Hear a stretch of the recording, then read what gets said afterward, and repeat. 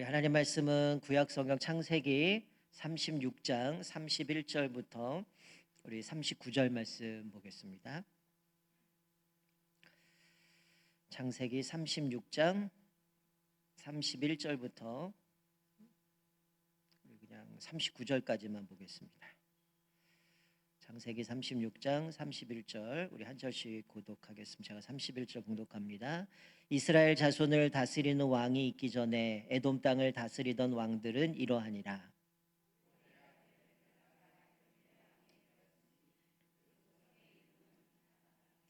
벨라가 죽고 보스라 사람 세라의 아들 요밥이 그를 대신하여 왕이 되었고,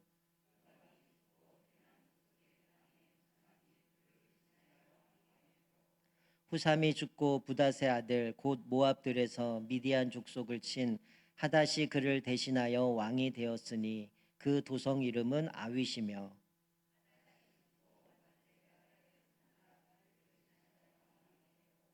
삼나가 죽고 유브라데 강변 르호봇에 사울이 그를 대신하여 왕이 되었고,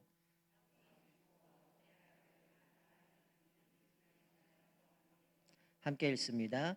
악볼의 아들 바알 하난이 죽고 하달이 그를 대신하여 왕이 되었으니 그 도성 이름은 바우며 그의 아내 이름은 무에다벨이니 마드렛의 딸이요 메사압의 손녀더라. 아멘.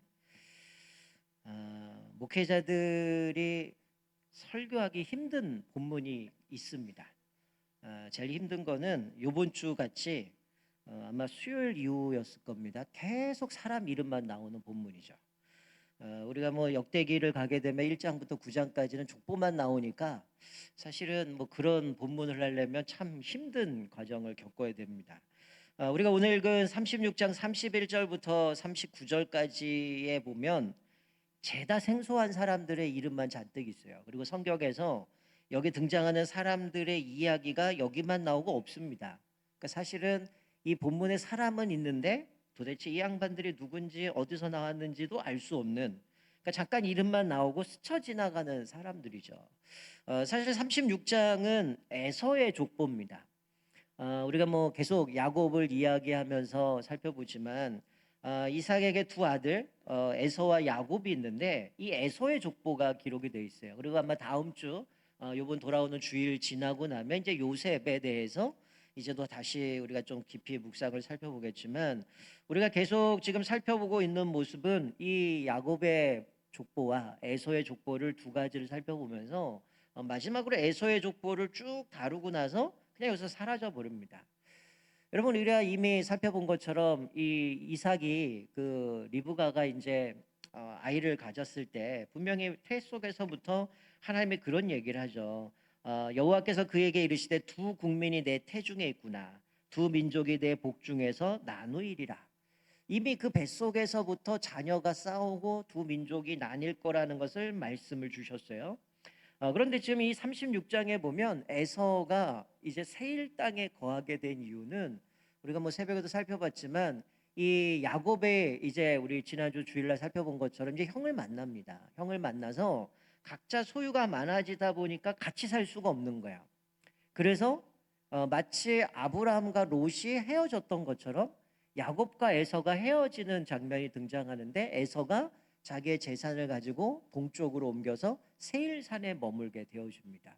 그러면서 등장하는 게 이 에서가 가나안 땅에서 얻었던 아들들이 누군가를 쭉 이야기를 하고, 이제 36장에 와서는 이제 에돔 그리고 이 세일산에서 있었던 그 자손들을 쭉 기록해주고 있는 거죠. 어떻게 보면 이 에서가 사실은 그가 그런 고백을 합니다. 여기 이 재산들 그리고 이 자녀들, 하나님이 이 가나안 땅에서 나에게 이런 부를 주셨고 자녀를 주셨다, 이런 고백을 해요. 그러면 우리가 이미 알다시피 에서도 어쨌든 장자의 축복을 받으려고 애를 썼던 사람 아닙니까?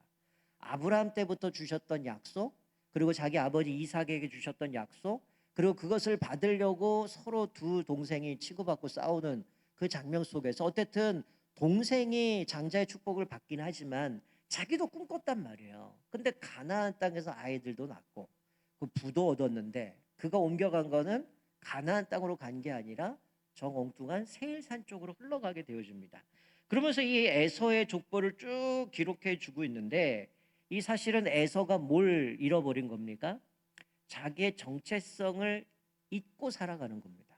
그러니까 하나님의 약속하신 이 가나안 땅, 아브라함 때부터 젖과 꿀이 흐른 땅, 너희의 자손에게 주겠다라고 그렇게 얘기했던 그 땅과 상관없이 정반대로 흘러가는 이 에서의 모습을 보면, 에서의 삶이 점점 하나님의 뜻과는 상관없는 그 정체성을 망각하고 살아가는 모습임을 보게 되어주는 거죠. 여러분, 우리는 마찬가지죠. 우리는 하나님 나라의 언약 백성입니다. 그러면 우리는 하나님 나라 백성다운 삶을 살아가야 되는 거죠. 늘 말씀드리는 것처럼 우리는 하나님의 말씀, 이 주권을 순종하고 하나님의 통치에 순종할 때만 우리는 복을 받아요. 근데 이 에서는 어떻습니까?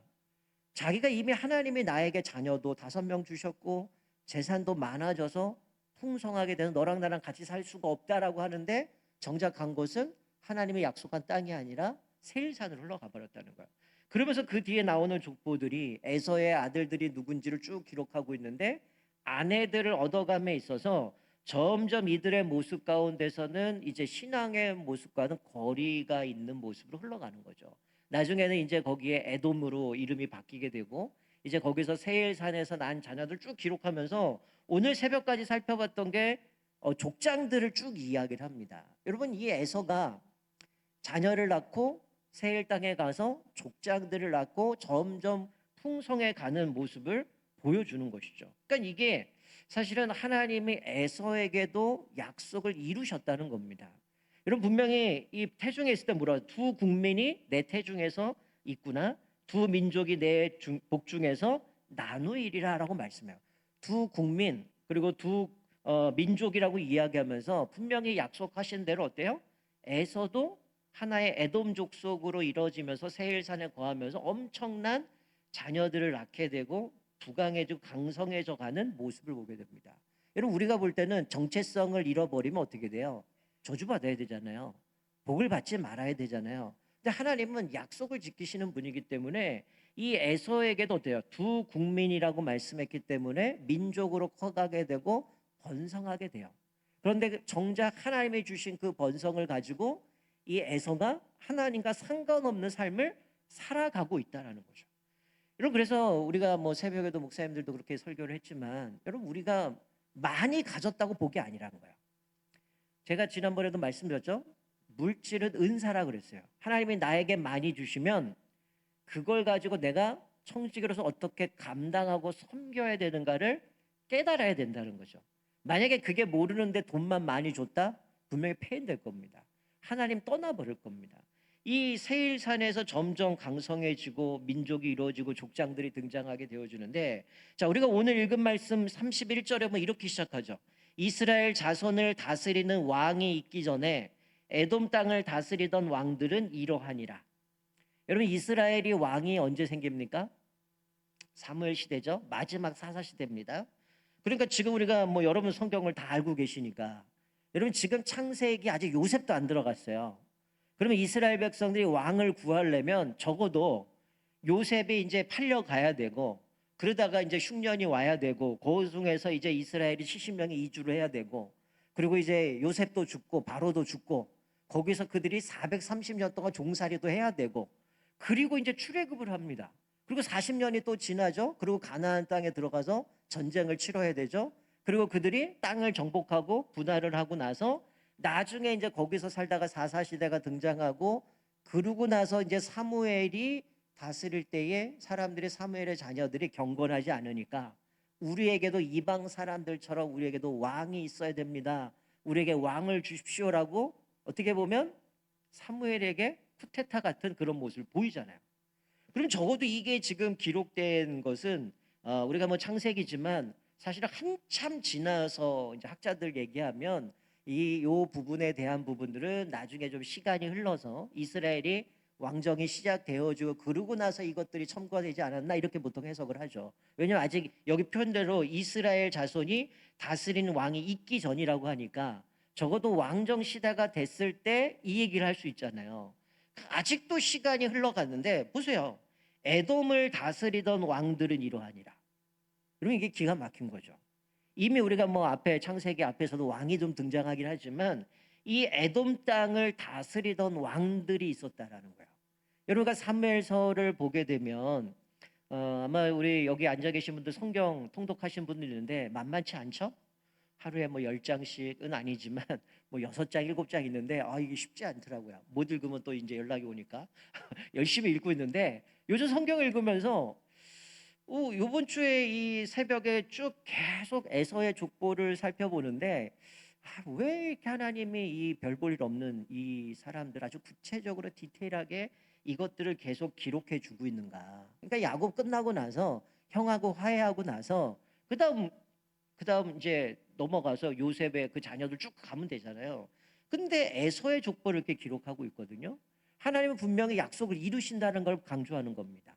야곱에게도 하나님이 복을 주시지만 에서에게도 약속하신 대로 두 민족을 했기 때문에 에서도 민족으로 성장해 가는 거죠.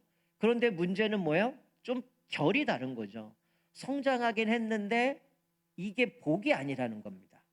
결국 그것을 가지고 마치 롯이 소돔과 고모라 땅에 가서 거기 문화에 동화되어 살았던 것처럼 이 에서는 처음에 갔을 땐 어떨까요? 세일산에 그냥 이주민에 불과했겠죠. 물론 재산이 많아서 옮겨갔지만 이주민 정도였는데 지금은 아예 여러분 마지막 절 43절에 뭐라고 얘기합니까?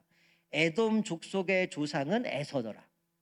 여러분 이주민이 그 족속의 조상이 돼버리는 거죠. 그러니까 그만큼 에서가 거기 가서 정착을 하고 영향력 있고 그 민족을 다 좌지우지할 정도로 조상이 되었다는 얘기는 이 에서가 거기 가서 끼쳤던 모습, 어떻게 보면 그 땅은 호리 족속들이지만 얘네들을 다 어떻게 보면 편입이 돼버린 거죠. 그리고 같이 살면서 어떻게 했을까요? 자, 여기 오늘 읽은 말씀에 보면 왕들이 계속 등장해요. 여러분 이스라엘 역사의 왕들 보면 대부분이 어떻습니까? 처음에 사울 왕이 등장하고 하나님이 그를 버리죠. 그다음 다윗을 왕으로 부르시고 나서 그 다음에 왕들을 이어갈 때 보면 뭐가 됩니까? 대부분의 그 왕의 자녀들이 왕을 이어가요. 근데 오늘 읽은 이 에돔의 왕들을 보면 계승한 사람이 하나도 없습니다. 자 보세요. 32절에 보면 부올의 아들 벨라가 에돔의 왕이 되었으니 그 다음 33절에 보면 벨라가 죽고 보스라 사람 세라의 아들 요밥이 그를 대신하여 왕이 되었다. 자녀가 왕이 된 게 아니에요. 지역도 다른데 요밥이라는 사람이 왕이 됩니다. 근데 34절에 보면 요밥이 죽고 대만족 속의 땅에 후삼이 또 왕이 됩니다. 후삼이 죽고 나서 부닷의 아들 곧 모압들에서 미디안 족속을 친 하닷이 그를 대신하여 왕이 됩니다. 여러분 이게 무슨 얘기냐면 이 창세기뿐만이 아니라 이 보통 왕은 자녀가 이어서 왕이 되어져 가는데 여기는 뭡니까? 선출이 됐다는 거예요. 그것도 같은 지역이 아니라 여기저기서 선출됐다는 거예요. 그만큼 어땠을까요? 서로 왕이 되려고 전쟁을 치렀을 거고 여러 가지 혼란스럽고 이런 복잡한 모습인데 이들이 왕이 되었다라는 거는 여러분 사사기 지나가서 사무엘이 처음에 백성들이 왕을 달라고 할 때 사무엘이 아주 당황을 하잖아요. 그래서 하나님한테 기도하죠. 하나님, 지금 이 인간들이 하나님 왕을 구합니다. 그때 하나님이 뭐라고 말씀하셨냐면 뭐라고 말씀하셨어요? 하나님이 이런 얘기를 하죠. 너를 버림이 아니라 나를 버렸다. 이 얘기는 뭡니까? 왕이신 하나님을 버리고 이방인들처럼 강력한 눈에 보이는 왕을 세우겠다는 거예요. 이 얘기는 뭐냐면 하나님이 진정한 주인이시고 하나님의 진정한 왕인데 그 하나님 버리고 우리가 뽑은 사람을 데리고 우리가 강력한 리더십을 가지고 우리 삶을 헤쳐나가겠다라는 의미를 갖고 있다는 거죠. 그러니까 지금 이 하나님께서는 이 에서에게 물론 큰 민족을 만드시면 결이 다르죠.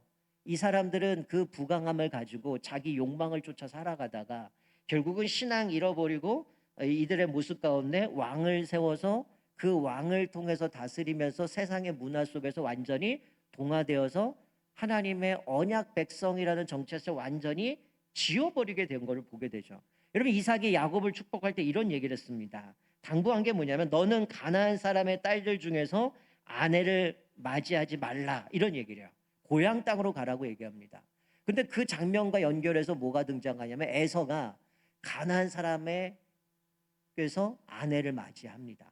그리고 이제 아버지나 어머니가 야곱만 사랑하는 것 같으니 어떻게 해요? 이스마엘의 딸을 데려다가 아내로 삼아요. 그러니까 이게 상당히 언약과 상관없는 거죠. 가나안 땅 사람을 분명히 아내로 삼았고 그것이 부모가 싫어하니까 하필이면 선택한 게 이스마엘이죠. 사실은 이스마엘도 하나님의 언약 백성은 아니잖아요. 근데 그 딸을 얻어갑니다. 그리고 가나안 땅에서 5명의 자녀를 낳고 세일산에 가서 거기 보면 히위 족속 또 거기서 이제 호리 족속 이 사람들과 아내들을 만들어서 수많은 자녀를 낳아요. 결국 거기서 뭘 잃어버린 거예요?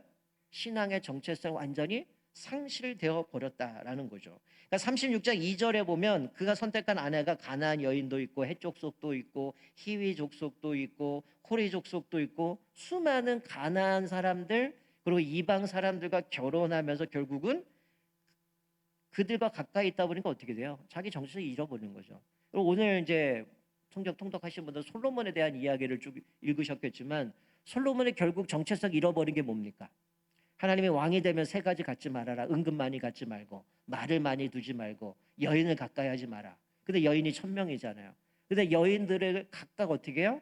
그들이 신을 섬기는 그 신을 자기도 섬기고 산당 지어주고 그렇게 하다 보니까 어떻게 해요? 자연스럽게 솔로몬이 하나님을 버리게 된 거죠. 자기 정체성을 망각해 버리는 거죠. 거기서부터 하나님은 내 나라를 이제 하나님이 심판하시겠다라고 분명히 말씀하면서 그 나뉘겠다라고 말씀하신 장면을 보면 결국 정체성을 잃어버리게 되어지는 모습을 보는 거죠. 여러분 저는 이 에서의 족보를 보면서 한번 그 생각을 해봤어요. 우리는 그리스도인이라고 얘기를 합니다. 우리가 이제 다음 주에 고난 주간이죠. 예수님이 십자가에 못 박혀 돌아가셔서 우리는 하나님의 자녀가 됐습니다. 이건 하나님의 전적인 은혜로 말미암아 우리가 죄와 허물에서 죽었던 우리를 살리셔서 하나님의 자녀 삼아 주셨는데 제가 새벽에도 말씀드렸지만 이 야곱의 길을 걷는 사람이 있고 에서의 길을 걷는 사람이 있어요. 자기의 삶은 완전히 정체성 잃어버리고 약속의 모습도 잃어버렸지만 스스로는 어떻게 보면 자기는 언약 백성이라고 생각할 수 있어요. 우리도 그럴 수 있죠. 나는 예수 믿는 사람입니다. 나는 하나님의 자녀입니다라고 얘기하는 정체성은 없는 거죠. 마치 내가 주어진 모든 거는 하나님이 아니라 내가 만들어 놓은 우상, 내가 만들어 놓은 신을 쫓아가면서도 내 정체성은 그리스도인이라고 얘기를 하는 거죠. 그러면서 정작 삶 속에 보면 신앙은 아예 없는 거죠. 형태는 갖고 있는지 모르겠지만 오늘 에서도 분명히 하나님께서 약속해 주셨잖아요. 우리가 뭐 알다시피 그를 이제 마지막으로 아버지가 축복하라고 하니까 내가 축복해 줄 게 없다. 동생한테 다 축복해 줬고 너는 동생을 섬겨야 되고 너는 동생의 종이 돼야 될 거야 라고 얘기할 때 아버지가 이야기했던 건 뭐냐면 그가 어떻게 한다는 거야? 칼을 믿고 살아간다. 칼 가지고 전쟁을 치러야 된다는 거예요. 근데 지금 여기 에서의 족보들을 보면 어떨까요? 그가 에돔의 조상이 되었다는 얘기는 그 땅에 가서 끊임없이 전쟁을 치고 칼을 휘두르면서 자기 부를 누리고 살아간 거예요. 그러면서도 자기는 어쩌면 나는 우리 아버지 이삭, 아브라함, 야곱 이 흘러가는 그 족보 속에서 하나님이 나에게 이런 은혜를 주셨어라고 얘기하지만 정작 그 은혜에 감사하면서 약속을 지켜가지 못하는 모습을 보는 거죠. 여러분 어쩌면 우리가 그럴 수 있습니다. 오랜 세월 예수 믿고 살아가요. 그러나 내가 정말 내 삶 속에서 하나님의 은혜를 고백한다면 그 은혜에 걸맞는 삶을 살아내야 되지만 우리의 삶은 세상 사람들과 별반 다르지 않는 모습인 거죠.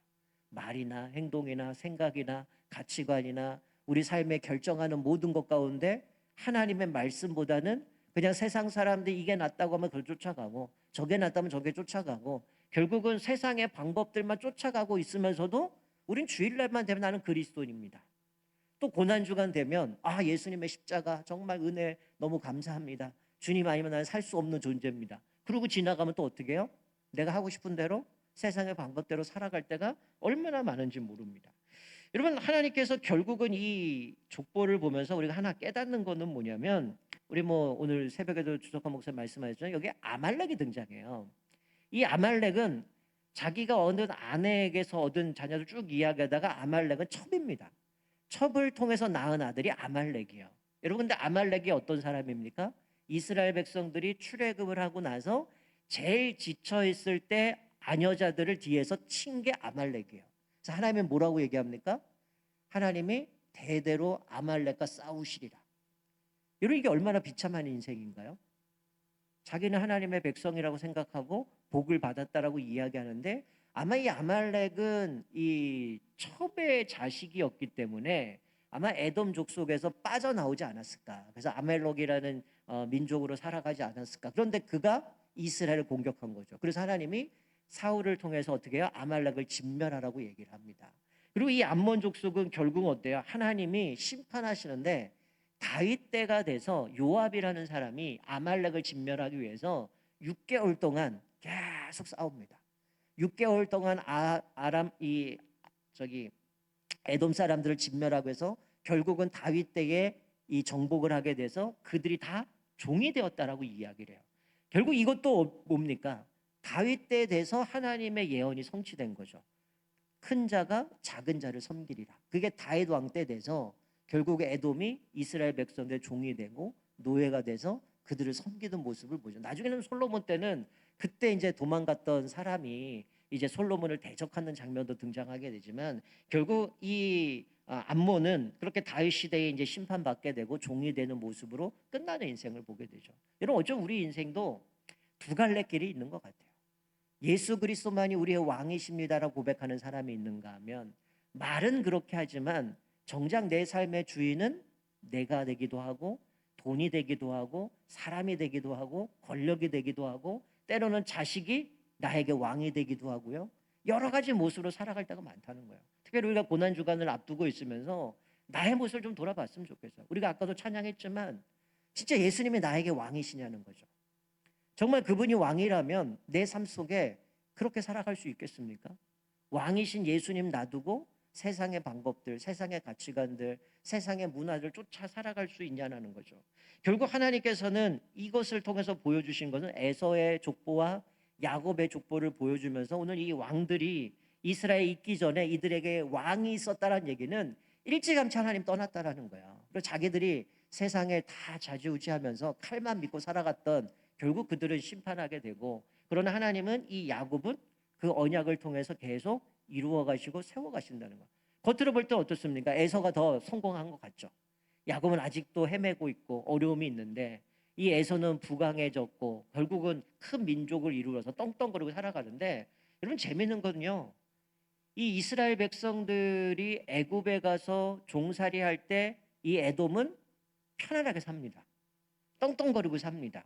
자기 칼 믿고 전쟁하면서 자기의 영역들 넓히면서 삽니다. 그리고 나중에 애굽에서 출애굽하고 나올 때 아말렉이 뒤에서 또 치게 되고 에돔이 끊임없이 괴롭히는데 다윗에 가서야 걔네가 정복당하거든요. 그리고 세상의 눈으로 볼 땐 어때요? 야, 쟤네 정말 승승장구하는구나. 일찍부터 왕 세워가지고 땅 따먹기도 하고 이래서 부강해지고 많은 것 누리고 살아가는구나. 야, 하나님 믿는 사람들은 저렇게 살아가는데 노예 생활하고 저렇게 막 이렇게 힘들게 사는데 쟤 봐. 힘든 거 없고 자기 힘 믿고 열심히 살지 않아. 저게 나 낫지 않아 라고 얘기하잖아요. 근데 성경은 뭐라고 해요? 악인의 형통함을 풀어하지 말라는 거예요. 결국 하나님이 심판하신다는 거예요. 때가 되면 승승장구하고 성공한 것 같지만 결국 다윗 때 가서 완전히 무너지게 되고 결국은 하나님의 뜻 가운데에 그 하나님의 계획대로 세워가게 되는 모습을 보게 됩니다. 그래서 결국 에서의 족보는 여기서 사라져 버린다는 거예요. 여러분 우리가 하나님의 그 은혜로 말하면 예수 그리스도의 은혜로 구원받았다면 우리가 하나님 앞에서 그 은혜에 보답하며 살아야 되지 않겠어요? 만왕의 왕이신 하나님을 날마다 고백하면서 그분을 우리의 진정한 주인으로 고백하며 살아야 되지 않습니까? 그럼 마치 오늘 보여주는 것처럼 이 에돔의 모습처럼 우리는 말은 그렇게 얘기하지만 정작 내 삶의 왕은 내가 그 자리에 앉아 있고 다른 것들이 그 자리에 앉아서 하나님과 상관없는 삶을 살아내고 있는 것은 아닌지 돌아봤으면 좋겠어요. 특별히 뭐 앞으로 60일 안에 이제 대통령 선거도 하겠지만 지금 이제 기독교의 모습은 마치 그렇게 비춰주고 있어요. 다 하나님 섬긴다고 하고 하나님 은혜라고 얘기하지만 결정적인 순간에는 신앙이 없는 거죠. 그냥 세상 방법 쫓아가서 그것이 옳은 줄 알고 그것이 답인 줄 알고 살아가다가 결국은 나락으로 가는 거 아닙니까? 우리가 다시 한번 오늘 기억하면서 이 말씀을 기억하면서 우리는 정말 예수 그리스도만이 우리의 왕이심을 고백하고 살아가는가? 내 삶에 누가 왕인가? 다시 한번 우리들의 모습을 돌아보면서 우리가 한 주간 또 고난 주간을 맞이할 텐데 내 삶의 전체의 모든 영역 가운데 또 예수 그리스도만이 우리의 왕이심을 고백하면서 하나님의 다스림 속에서 온전히 순종함으로 또 하나님의 약속하신 그 놀라운 은혜들을 누리며 살아가시고 또 하나님 앞에 온전히 순종하며 또 하나님의 은혜 가운데 날마다 승리하는 저와 여러분 되시기를 주님의 이름으로 축원드립니다. 아멘.